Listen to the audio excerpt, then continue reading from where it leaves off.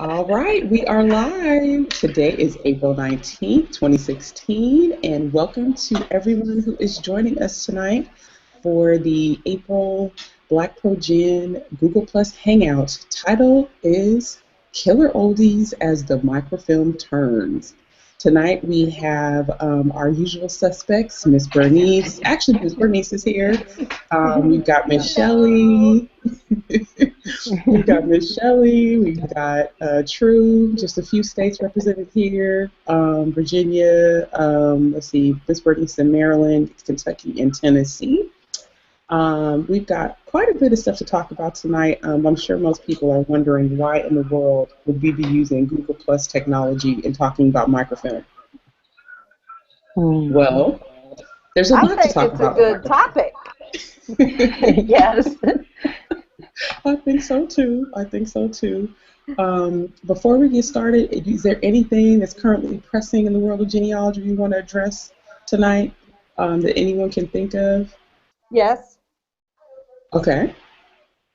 Um, it's flurrying around Facebook and other things about the Georgetown University and about them having to sell 272 slaves basically to keep the doors open. It's a common thing that's going on right now with the older universities. University of Virginia has a President's Commission on Slavery. Brown University did some, and there's several other ones that are also looking at that. A friend of mine, Gail Shulman, did the first study on the slaves that UVA, University of Virginia, owned several years ago. So they use that as a reference. So I think we'll see more of that, and I think genealogists should pay attention and be part of some of those discussions that are going on. I Right, and agree. don't forget the book Ebony and Ivy, Yes. where it was discussed that many of the Ivy League universities actually had slaves there. And so, I mean, it was written, it was well documented. So we know that this was the case. Yes, absolutely. And actually, I'm going to say it this way, it was business as usual during that time.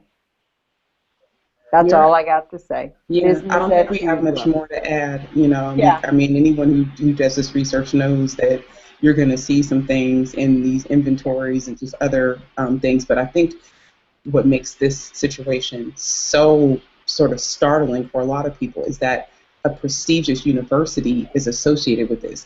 See, it's not just an individual person, you know what I mean, where it can just be pacified, oh, that was their family, you know what I mean. But this is a university that I've walked the grounds of, I've held events at. I know people who have graduated from there. In fact, I was a huge Georgetown basketball fan in the Alonzo Mourning days. You Absolutely. know, we've watched sports there. So it's got a different context when you see, that there was chattel slavery involved. So definitely, I would suggest people getting that book on Amazon. It's called Ebony and Ivy. That talks about chattel slavery and the Ivy League institutions that were supported by it.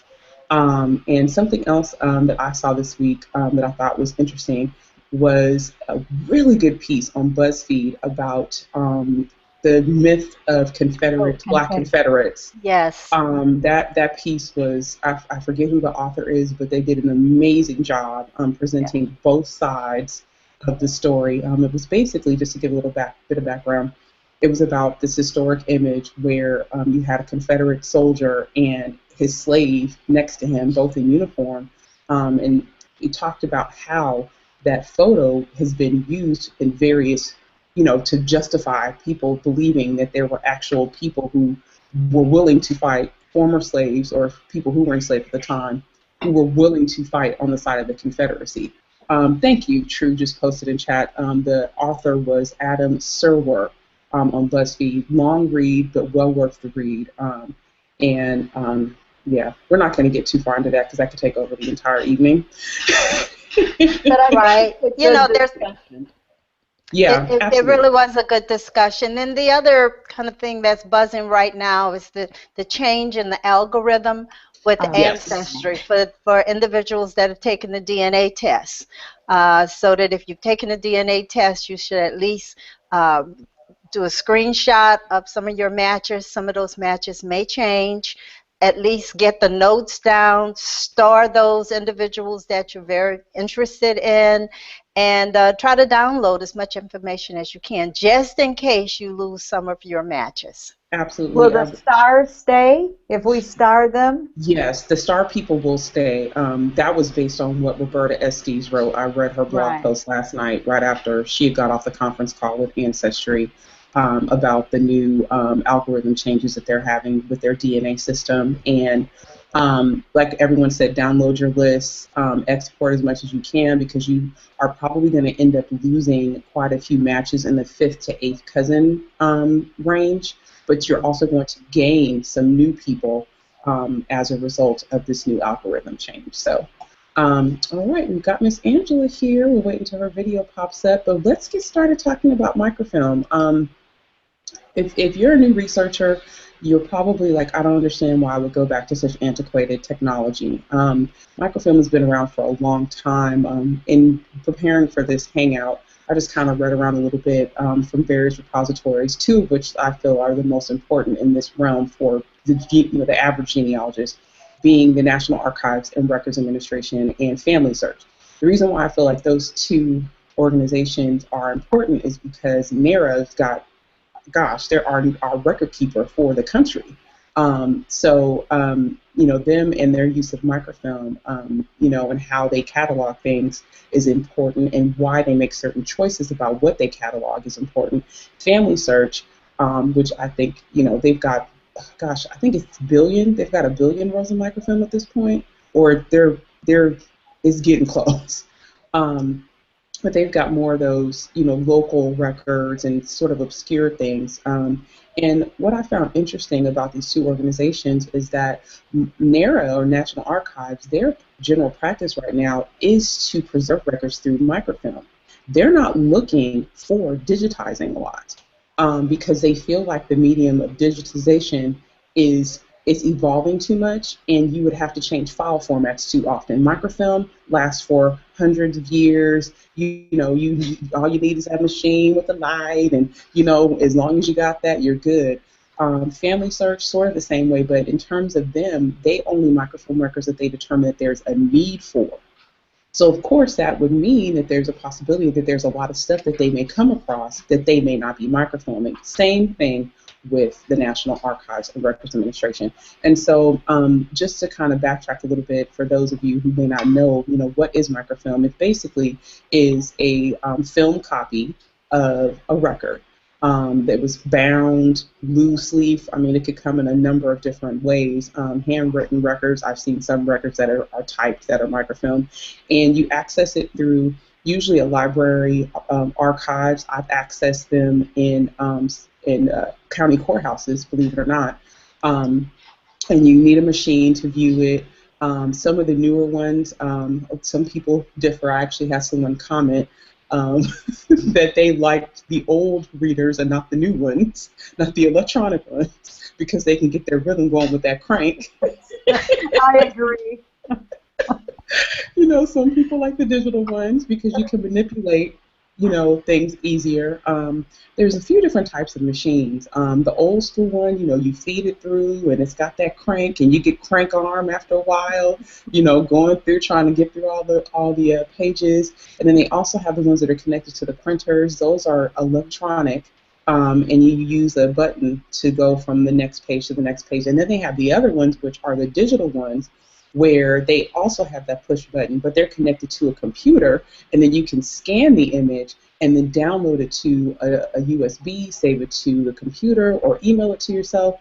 There's a number of different ways that you can access microfilm. So before we get started with the discussion, is there anything I forgot that you all want to chime in on? Oh, yes. Michelle just commented. So here's the other thing. If someone has been doing microfilm for a long time, everybody's got their own sort of, it's almost like, how if you go to like an adult softball league, people start to bust out different things because they get old, or It's I not heard, just getting old. well, I heard Magic Johnson say once that a player's about to retire based on how many accessories he's added to his uniform. Yes. So if you notice later in his career, he had those blue braces on his knee. I actually got to go back and look at Kobe since he just retired to see if he added any pieces to his uniform. But the reason why I bring that up is everyone who researches on microfilm has their own system. The person who taught me about microfilm was my really dear cousin, Marilyn, who's a part of CAGS out in Southern California. And Meryl? Marilyn, yeah, Oh, Ellen White. White? Marilyn White, yeah. Oh, She's Yeah, everybody loves her.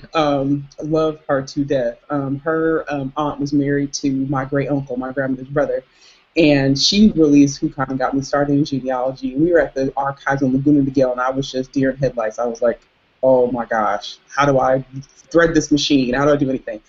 And one of the tips that she gave me was those translucent file folders, the colored ones. She said, bring one of those with you so that when you're looking at microfilm, you can put it on the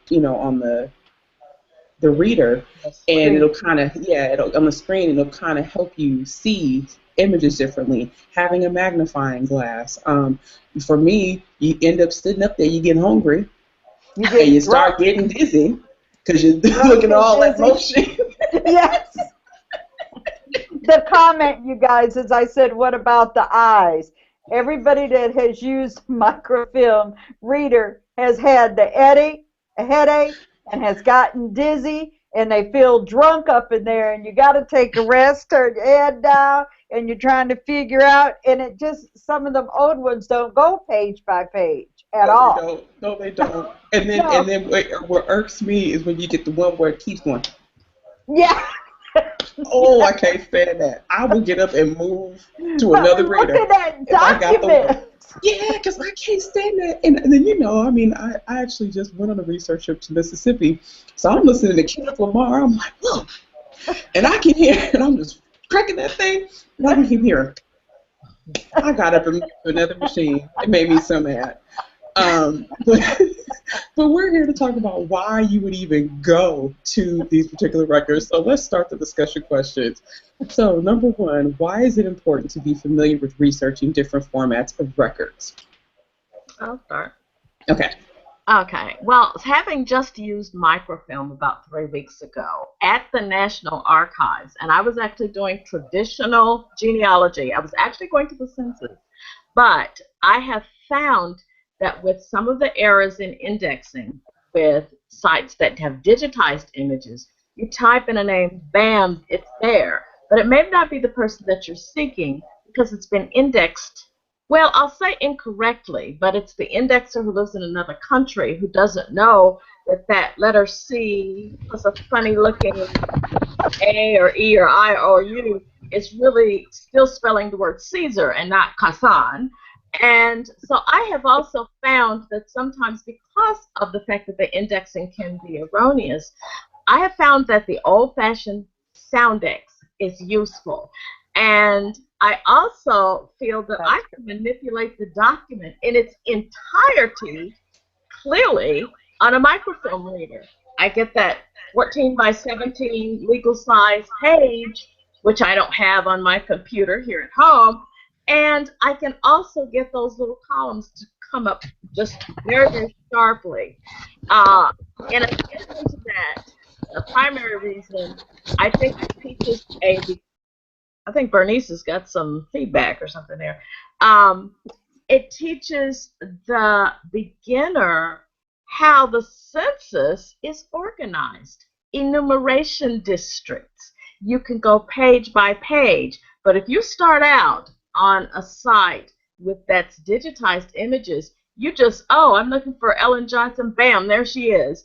And you have no idea, where am I in the middle of this page? Whereas with Soundex, when you see that card, go to enumeration district 24, you're scrolling through 1, 2, 3, and until you get to that right district and you realize, oh, there's a district that I should be looking for. Oh, there's the page 6A or 6B. How many of us even look at those pages when we're looking at a digitized image? Not very many at all. And so I'll just stop there. I'm sure there are other reasons why, but I do think it teaches you and reminds us, old timers, how the census is really organized. I think that was my first exposure, was actually the microfilm back in the 70s. I think, you know, going to the library, one little machine, you know, hooking up that film, not really knowing what I'm doing. But I knew I was looking at the actual record, but I had to interpret it versus, like you said, several other people looking at it, because there could be two people looking at something and see something totally different. Sure. So I like the whole premise of using microfilm because, again, just backing up with Angela, it is reliable what you're seeing, and it's based on what you see. So if I go pull down other people's research, like on Ancestry, I get the shaky leaf or the green leaf shaking. I've got to go check those resources. I can't just take it and say, "Oh, wait, that's mine, that's mine, that's mine," you know, and rely that somebody else has the same, I'm going to say, work ethic that I do as far as my research. So I like looking at almost like the primary document. You know, to me, it's almost as good as looking at the actual record itself in its original form. So I appreciate that they're still around. And I know some of the family history centers were going to stop using them, you know, because they were going to be able to access those things online. So I hope they keep them, because there's still a few of us that likes to order that film, have it shipped from Salt Lake City to your local family history center. I agree. I think something else that I would add in terms of, why it's important to access records in different formats. The digital age of genealogy has made it so that, people who first began, it's much easier for them. But the problem is you don't understand the format of the documents that you're getting. You just think that it's digitized. You know what I'm saying? Like Right, you right. don't have the overall context for the document, that it was in a bound book that had an index at the front and that maybe at Correct. the end, like perhaps like a marriage, a book of marriage licenses or something like that. You're just searching, get a search page, and you're pulling up a record, but you're not, there's no context, just like what Ms. Angela said with enumeration districts. Like when you're having to search, she mentioned Soundex cards. For some people watching this, you may not even know what that is with regard to the census. They were cards that were put together so that when people in the Treasury Department or wherever else needed to locate information about a census and they wanted to look up a particular last name or surname in a region, particular region, they would go and look for the last name based on a code that was given to the last name, the first letter being the first letter of the surname or the last name, and then there would be 3 digits following that based on how it was pronounced. And then those cards were made for every household that was on the census. And then they would take those cards and they would microfilm those. And then the person would, you go, just like Miss Angela did a few weeks ago, you go to A342. I know that's Atlas because I've looked at so many records under Atlas, so I know that's what Atlas is A342. And you get that roll that's got A342. You crank down. Oh, okay, great. They're on in enumeration district 11A. And then that gives you the district and the page. It could be page 14A, 14B. Most people don't even know that the census has an A and a B page because That's all they're right. looking at is what the search results said, and they click view image, and then you go to the image. And so being familiar with the fact that the pages may not be sequential, or the districts may not be sequential, or if you're looking at different records, the fact that it's in a bound book, that they were loose papers, right? Think about loose papers. If they've been filmed, the person's going to film them in the order that they were received. Or have you looked at what the instructions were for the people that filmed the records? Because if you have that, and most times in microfilm, they they will film the guide or something, especially with National Archives records. They will film that guide or that finding aid before the records actually start. So you have an idea as to what was filmed, when it was filmed, the context. I mean, they have very good stuff that's there. But for some of these records that are on some of the major sites, they don't have those guides included. So you have to find that separately, or you don't even know that that exists, right? So That's right. you know, so if someone is filming something, let's say something's been misfiled. I had that happen. I was searching for a slaveholder, and I couldn't find the estate inventory. And I went to the state archives in Mississippi, went through the whole thing of all these estate papers, found nothing. Went to the county courthouse. They go down in the dungeon basement, and the lady was scared because she was talking about rats and stuff was down there. And I was like, oh, I ain't going down there. But she went down there, was brave. And she brought this manila folder up. Luckily, they had replaced all their stuff and gotten acid-free things, and there was the inventory sitting right on top. It had been misfiled for 100 years. Wow. Until they went through with the rats. Yes, with the rats, and cleaned up the records and put stuff in acid-free or archival materials. And so, you know, like I said, that thing was filmed. It was filmed by Family Search. It was filmed in the 60s. If I had just stopped at that digital record, because those records are now on Ancestry in the probate cases, or if I had stopped just at the microfilm level, if I didn't say, let me drive to Madison County, Mississippi to go and pull the actual file, I wouldn't have found a slaveholder owning one of the people in my family. So I think that's the reason why we have to be familiar with looking through different types of records. That's just my own personal story. Anyone have anything else to add about this before we move on to the next? Unmute Bernice. She's talking. Oh, okay, hold on. Let me unmute her because she went to the mutation. Let me get her back. She's still muted. Okay, she has to. Okay, there you go. She can talk now. I just She's got to unmute herself. You got to unmute yourself. Okay, she is typing. She's unmuted for me, so I'm not quite sure. Because it actually shows a mic up when someone's muted that we see on the screen. Up top at your pinwheel, it's the first button with the microphone with the slash in it. At the top. Mm-hmm. Okay, well, while she's getting herself unmuted, next question. What are some best practices with researching on microfilm? Best practices. Wow. Take a deep breath and go slow. and bring some eye drops.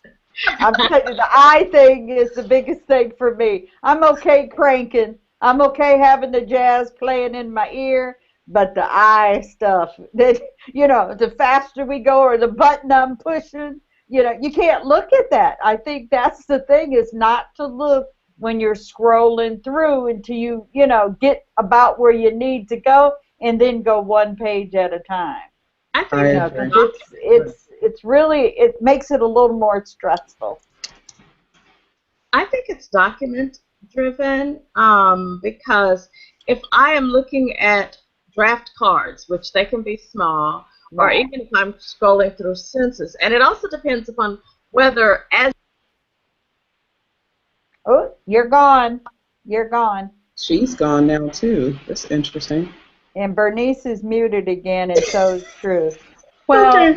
I just do that to keep the noise from the background, but I did notice on our toolbox that they do have sound because all of us are on the same. All of us are on the same thing, so that's what I'm trying to figure out what's going. Maybe if you guys exit and come back in, see if that'll work, because I can't. You guys aren't muted for me. And Bernice, you are unmuted. You are unmuted, so yeah, I would say exit and then come back in. Yeah, exit and then come back in, Miss Bernice. This is my own little trick, and I'm sure the archivists that are on here will probably kill me, but I always wear a sweatshirt that has a pocket. Why?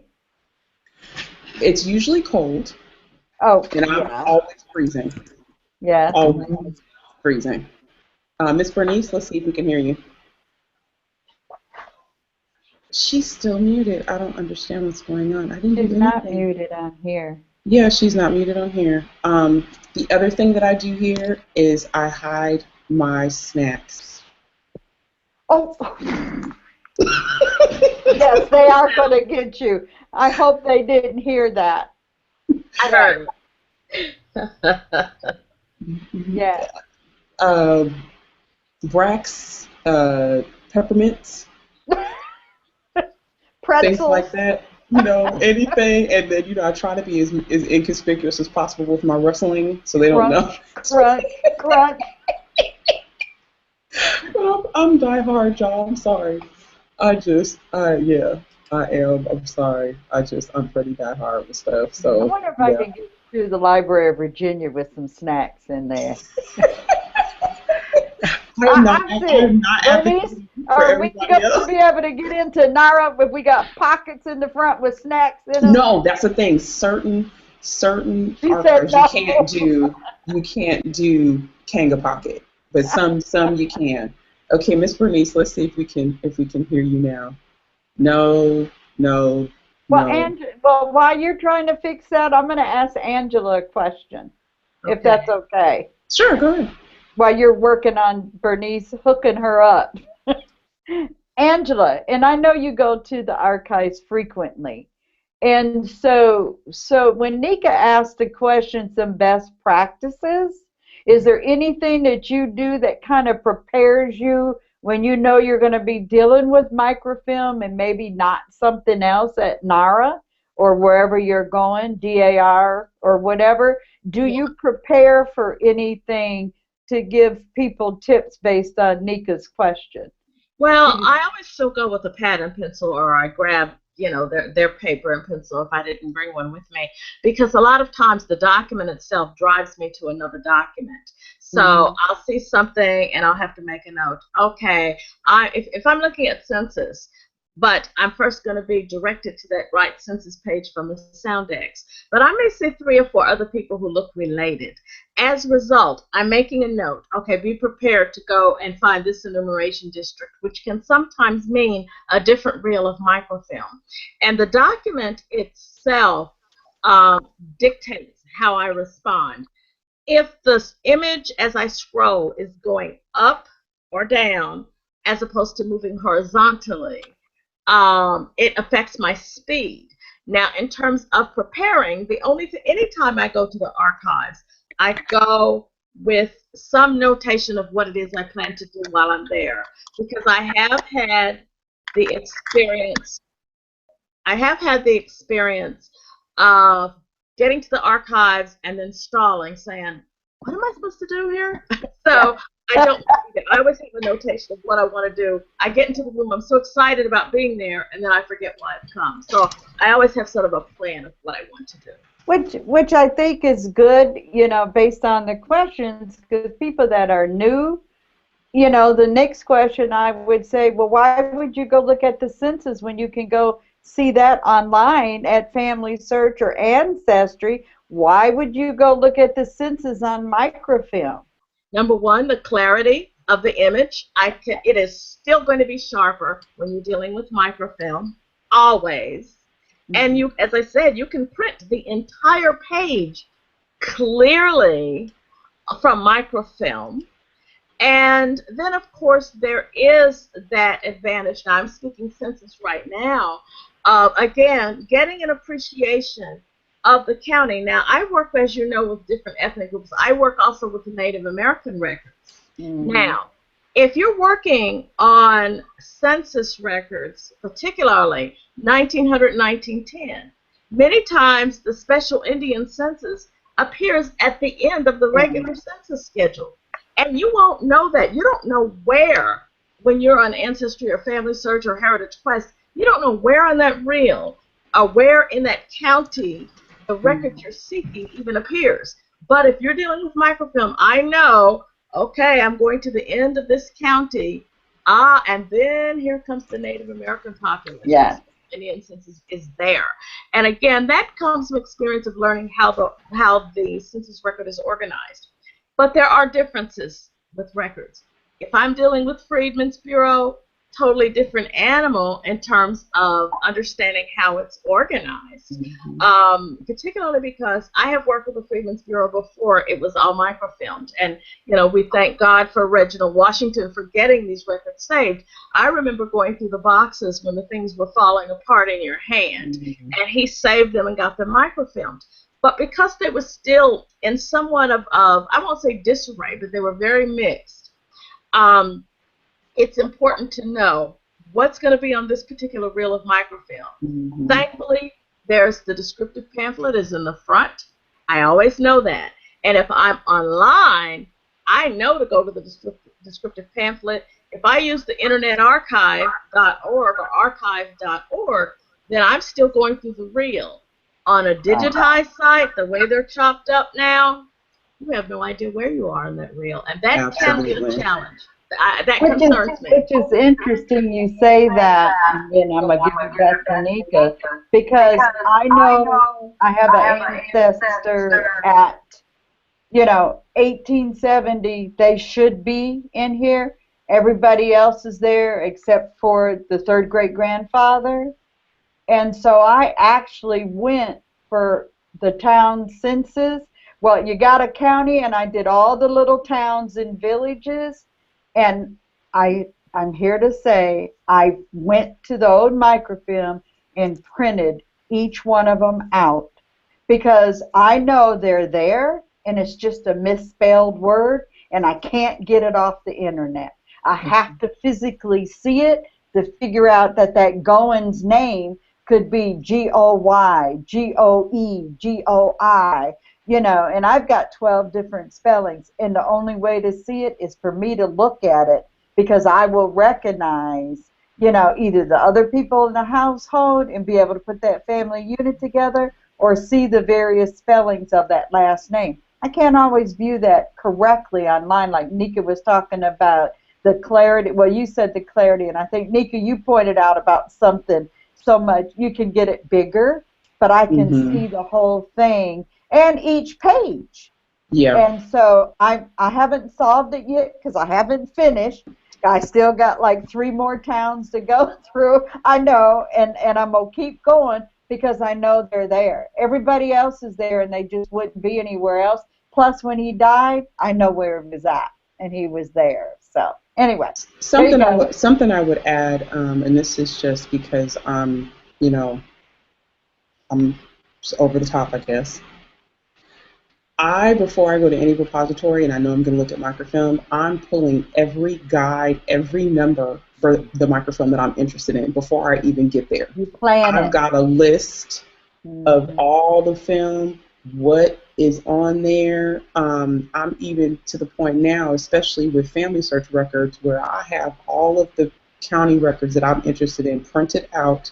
I have them highlighted. When I search them, it has the date, so then that way I know if I'm going over this again, it's because maybe I got woozy the first time and I didn't, wasn't able to get through it, or I haven't looked at it, because otherwise, how else are you going to know that you searched a role unless you've got something that tells you that you've done it? You may choose not to, print out the actual guide. Maybe you upload it to Google Drive, or maybe you copy and paste it as text in an Evernote, and you put a note, or maybe you do a strike through for everything that you have.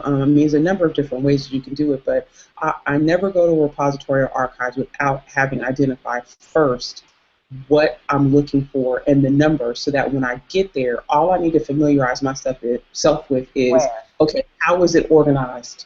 So then that way I know chronologically, or which drawer do I need to go in? Do I need to go into? That's definitely something that I would give people feedback about. Let's see, Ms. Bernice, can we hear from you now? Or are you still in jail? Hear me? Yes, we can. She's not in jail. Right. Well, I just want to follow up with something that Shelley just said, because I have had an experience just looking at Ancestry and looking at the census and discovering that when the names were transcribed, they were transcribed incorrectly. Therefore, I had to go to the original census to find the people I was looking for. Clark was transcribed as cloak. Mitchell was transcribed as Mithil. So, you know, if I didn't know any better, I would say, okay, they're not there. But going to the microfilm definitely clarified for me that my ancestors were in that census.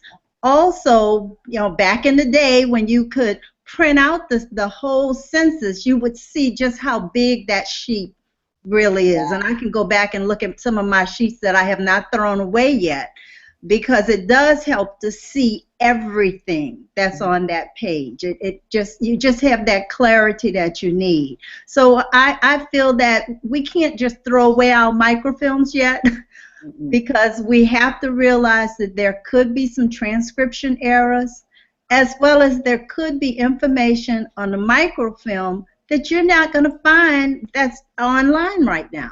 You have to get the microfilm. You have to order it from the Family History Center. And for me, being in one state and doing my research in another state, I want to see some of those court records that they have. And I know that they have them with the Family History Centers. And they still have microfilm readers. So it's very helpful to understand that those microfilms are useful. You can't throw them away yet.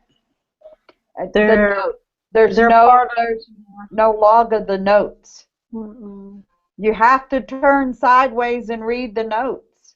And I think if they did away, we're already, people aren't paying attention to that. Right. You know, they're not catching the little notes. I'm sorry, True, go ahead. No, I didn't. I was just going to say it's part of your exhaustive research. Yeah. You never know if you're going to need that, and you should be learning and knowing how to use those microfiches anyway. Yeah, because like every point that you all made about the Soundex and how it's organized and that it's the actual record, you need to be familiarized with that all. I'm curious, and I'm curious as to what others think about. First of all, it's important to understand that microfilm, especially if you're using something produced by either a historical society, a state library, or a national archive, it's important to understand that they are considered publications. And if you notice that many of the groups have an M in front of them, which is a National Archive microfilm publication number. And it's in it itself it's being a publication. When that record is suddenly digitized, the publication and the integrity of the publication is now, in my opinion, been altered.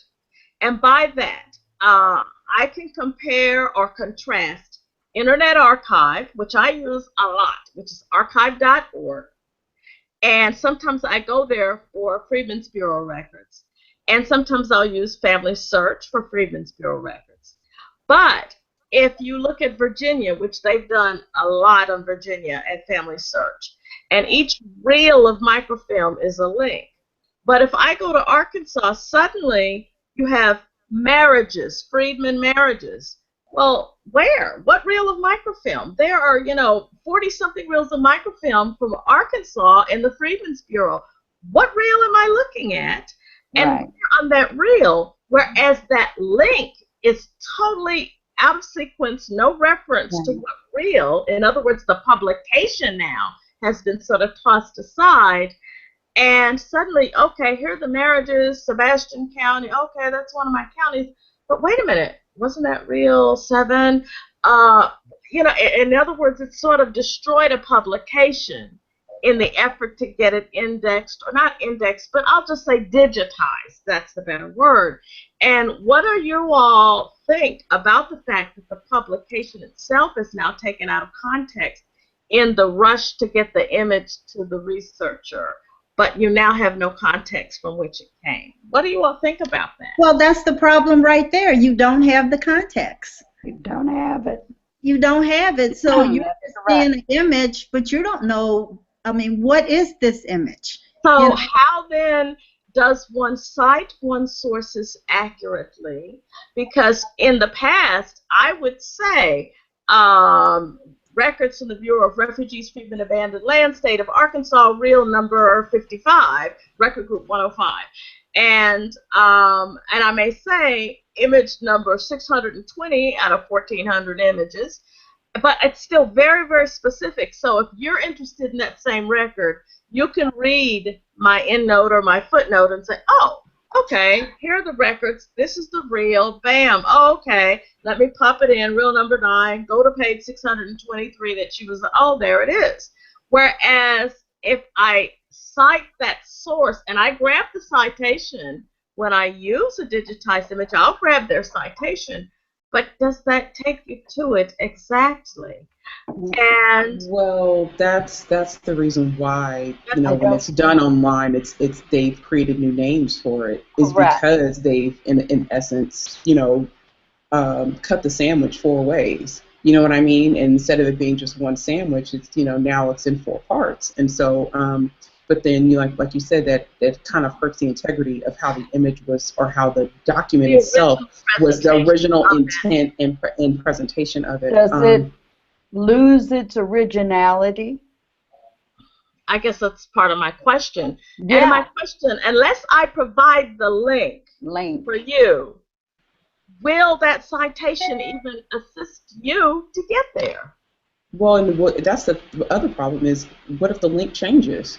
What if the website goes under? You know what I mean? A lot of people have trees and other things that have documents and things attached. I'm not saying Ancestry is going to fold, but what if something else outpaces it and Ancestry is no more, and you have this tree that's there and all these documents that are attached? What's going to happen to that?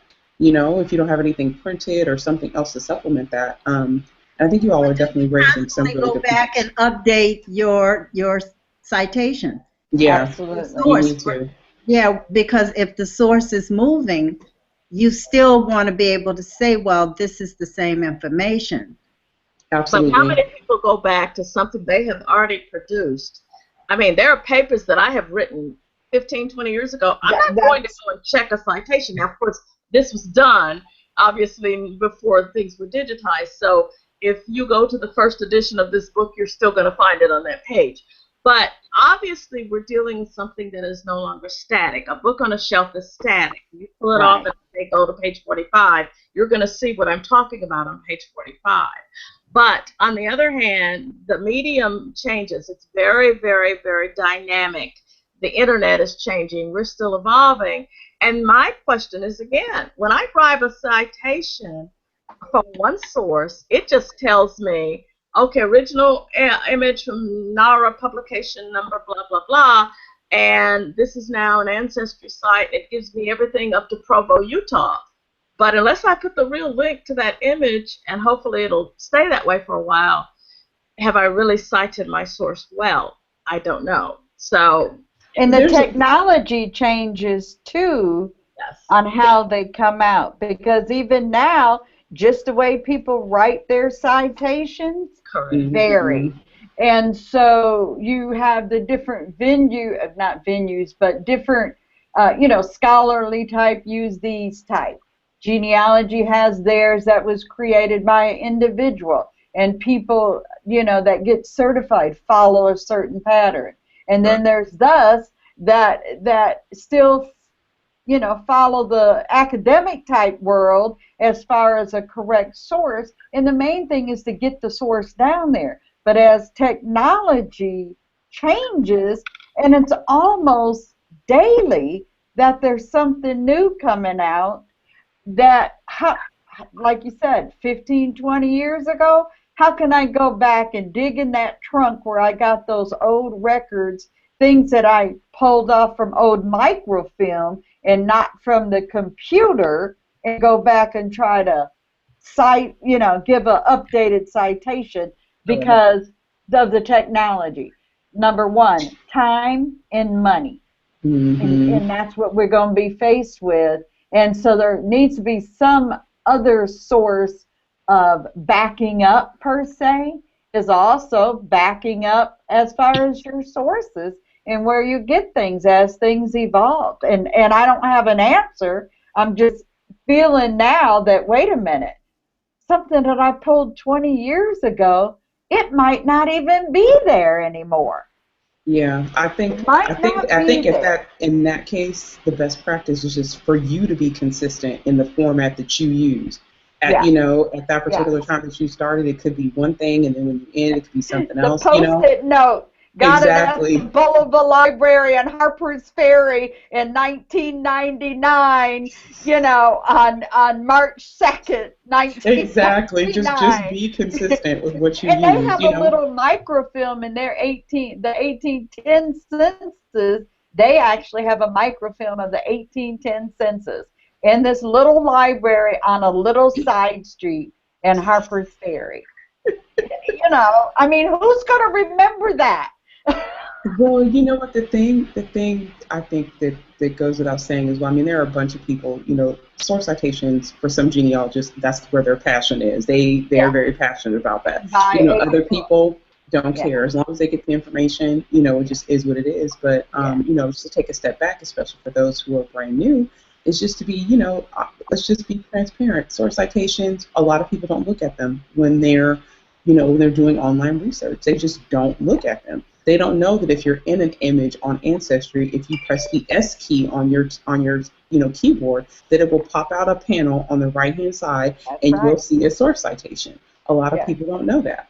So, like I said, my suggestion is, when all else fails, you need to go to a system that you're going to be consistent with, and then not only that, but you also need to make sure that if as my old boss used to say, if you got hit by a truck one day, somebody else could come in and find what you found based on how you documented how you got there. So let's move on to the next question.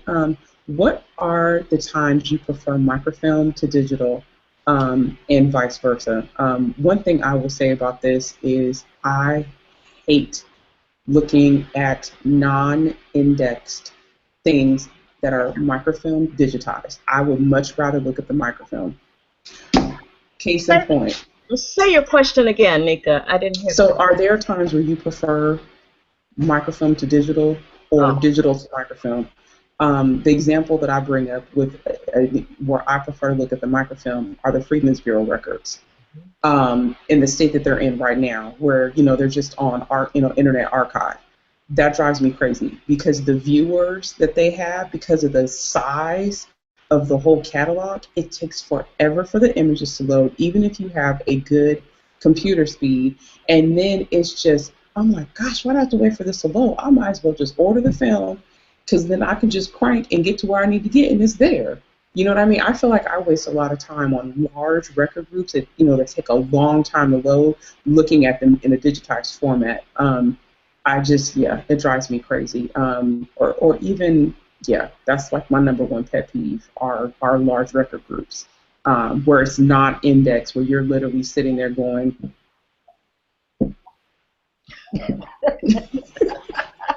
We all know that, and we all have done it. That's just the nature of that system. Yeah. But I'm like you, though. If I'm going to have to go through microfilm, I just as soon sit at the microfilm and crank it rather than pushing my finger on this button trying to make it move and scroll. It just drives me crazy. I mean, and like I said, it depends on the viewer. Like, okay, Miss Angela can sympathize with this one. The DOS commission packets. Because some of the stuff is OCR, is optical character recognition, because it's typed. But then there are a lot of handwritten documents in those DOS commission packets. So those things are not indexed. So if I see a file of 60 things in there, and I love Fold 3, but sometimes that viewer, I know, yes, it drives me crazy. So I'm sitting there like, load, and then sometimes I try to guess what it is by looking at the thumbnail, so then that way I don't click the wrong image and waste my time. That's what I do. That's exactly what I do. I look at the thumbnails to see if it's kind of shaped like what it is I'm looking for. Exactly. Or if I see a lot of text, I know it's the interview. Yes, exactly. And I'm the same way. And then I can't stand when you get later in the packet and it's those form letters that they sent to about 70 people, Yeah. and they put like 7 of them in the back. And you're like, gosh, another one. I know. It's another one. But you know, this brings up a good point, because even with all the moving technology that we all also love, my cell phone's full of apps. I got my tree with me everywhere I go. I got Find a Grave on my phone everywhere I go, you know, and things like that. I can access my laptop at home from my cell phone, long as I leave it on, you know. We still go back to the crank to be accurate and for something to be complete. Yes.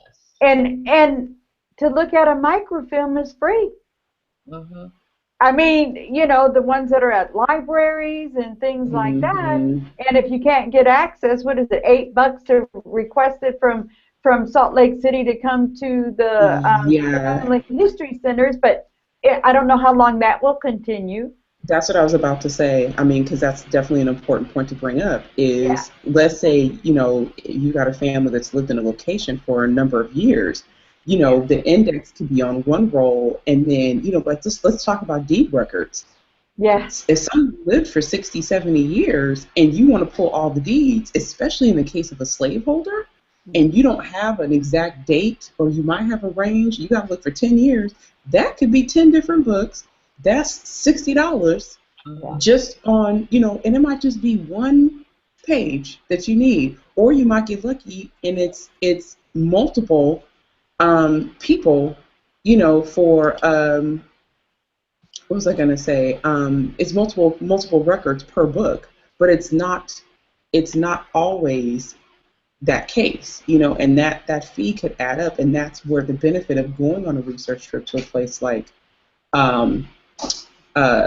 Salt Lake City would benefit someone, because then that way you don't have to spend that money, but then you've got hotel, you've got airfare, you've got all that kind of stuff. So that definitely does come into play. Are there any times where you prefer to look at a digital image versus a microfilm?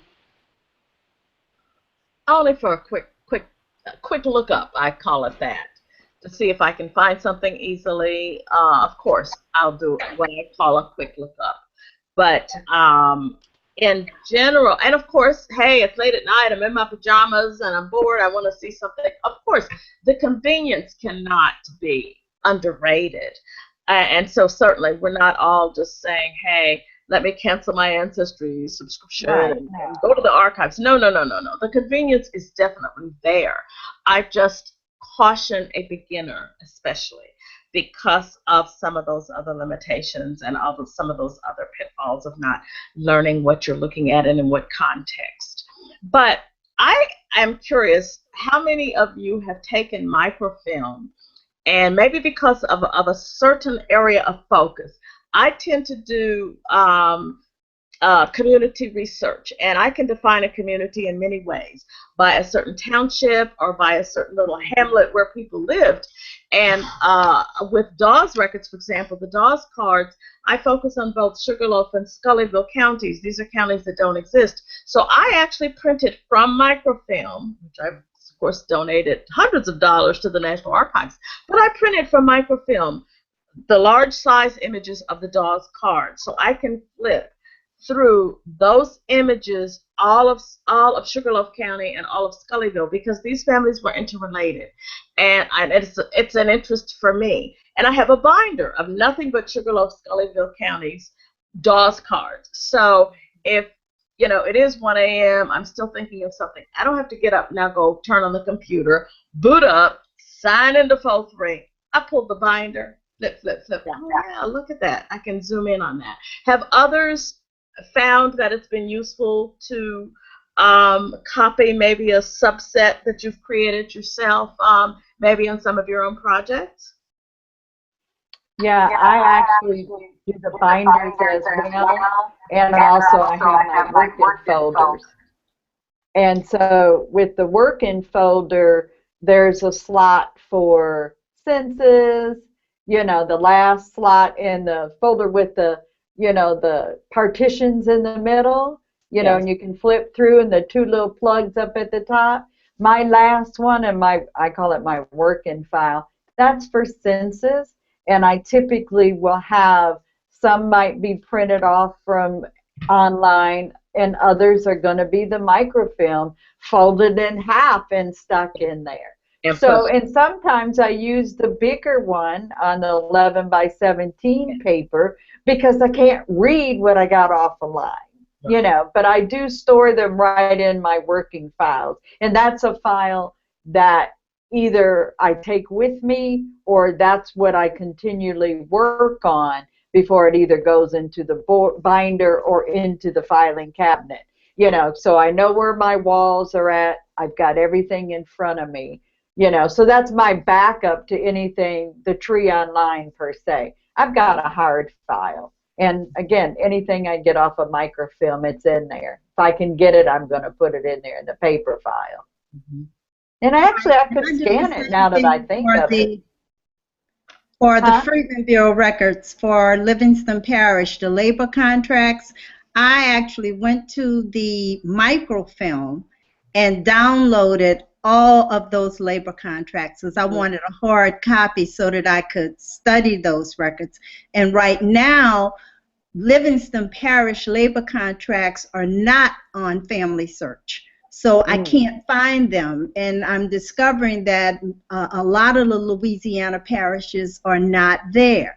And so my backup right now has to be either archive or going to the National Archives and pulling the microfilm for those particular parishes. You're 110% correct. Excellent. I did the same thing with Internet Archive. Once I saw that I could download I went and downloaded everything that was field office related for the parish my family's from as well.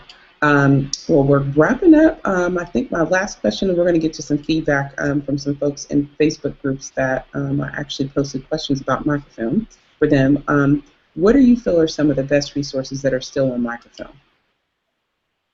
You mean microfilmed only and not digitized? Yeah, that are not digitized. And let's make this even harder. That are not the census, right, and not the Freedmen's Bureau. Well, some courthouses. I mean, courthouse records are on microfilm, and again, I'm doing Louisiana. So I know that some of those records have been filmed and they are available through the Family History Center. I agree. And then the other caveat to records being microfilmed by Family Search is it depends on when they got to the county. Where my family's from, they microfilmed those records in the 60s. So the indexes go up that far, and it also depends on when they stopped filming certain records, right? So they went out to East Carroll Parish in the I think I want to say it's the early 60s. They went and filmed the indexes for the deeds, but they only did the deed books up until I think maybe 1910. Even though there was another 50 years worth of history there, they didn't get to it. Whereas I remember being in Jefferson Davis County in Mississippi, and they had just gone out there to microfilm records. You know what I mean? So they had things that were more current. So it really all depends on when Family Search has gone there to film records, I think. The other are marriage records. I mean, some marriage records, you're going to find them on microfilm. Yeah. At the Family History Center. These marriage records, they may state this person married that person, but to see the actual record, the document is what you want.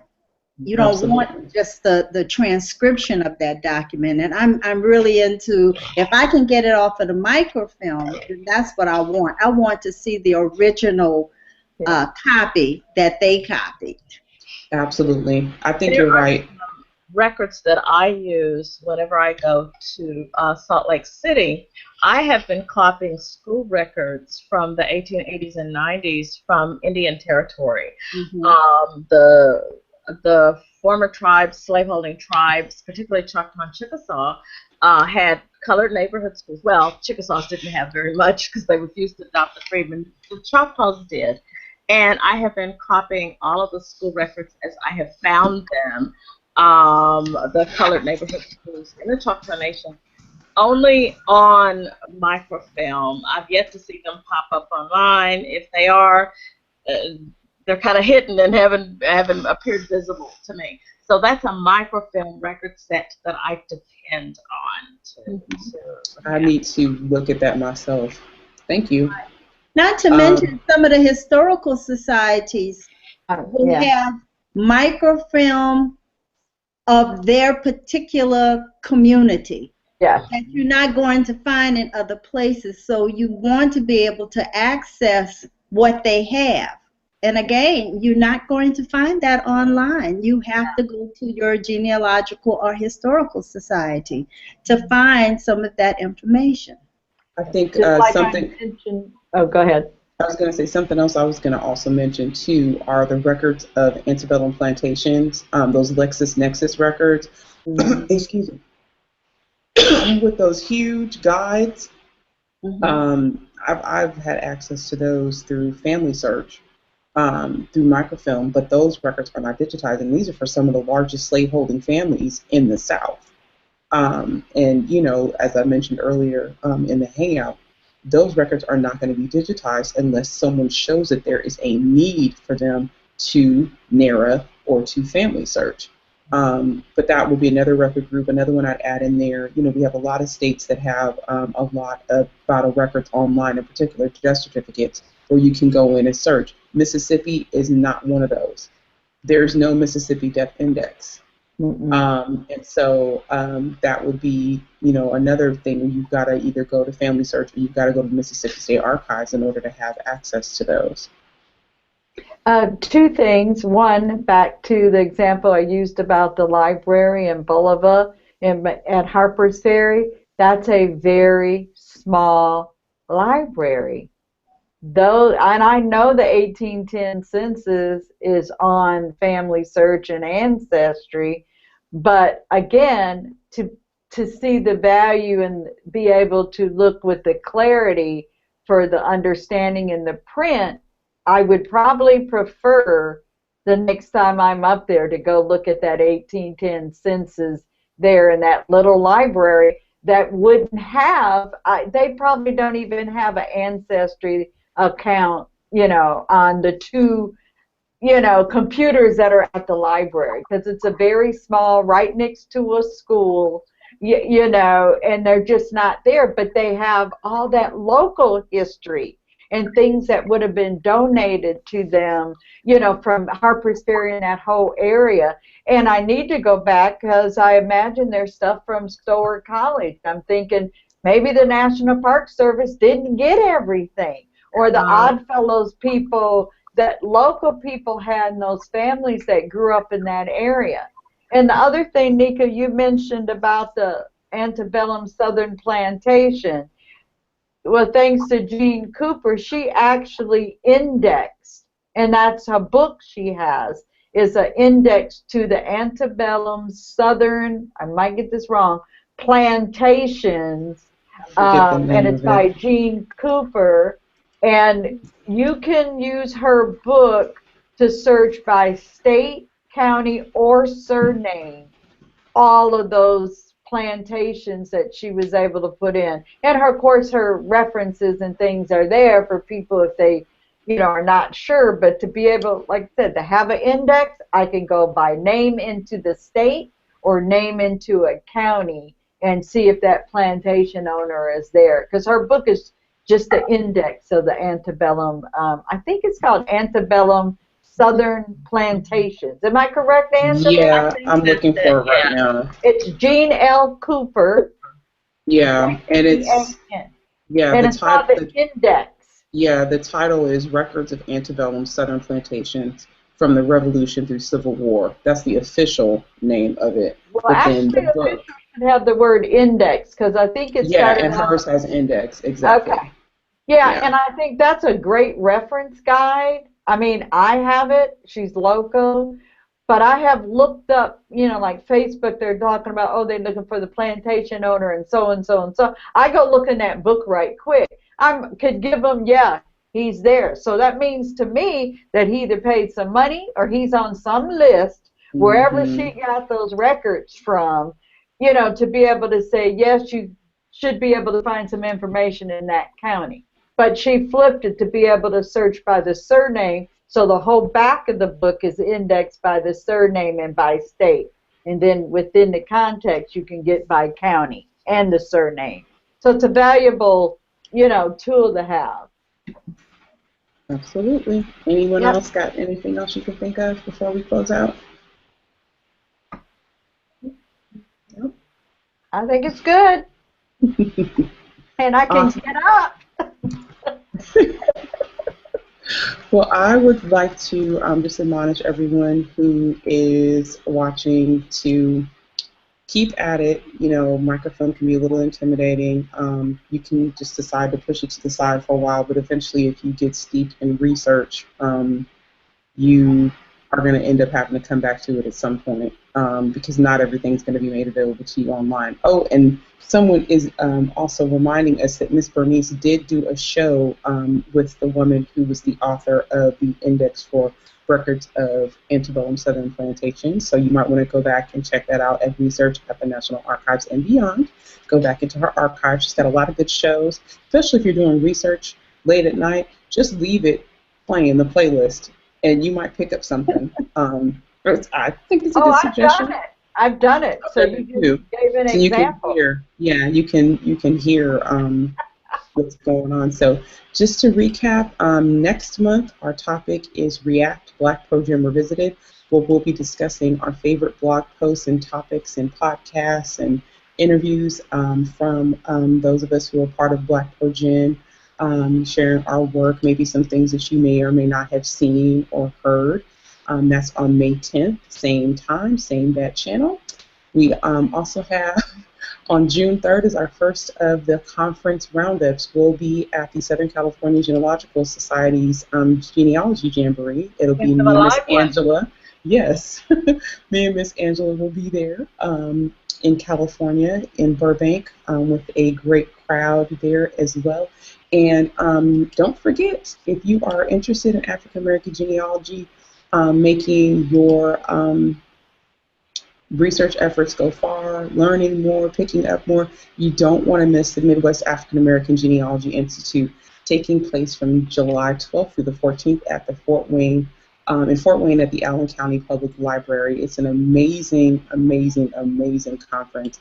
I'm telling you, there's conference, not a conference. Sorry, institute. Thank you. I called you out, Mrs. Her bone of contention. It's an amazing institute where you are going to learn and just see and be immersed in African American genealogy for the time that you're there, and everyone, including the instructors, takes something home from the participants. If you're interested in Maggie, visit Maggie, being M as in Mary, AAGI institute.org. There is online registration available, as well as you get to see different speakers. I'll be there, Miss Angela will be there, Miss Shelley will be there, Miss Bernice will be there, along with other people such as Janice Minor Forte.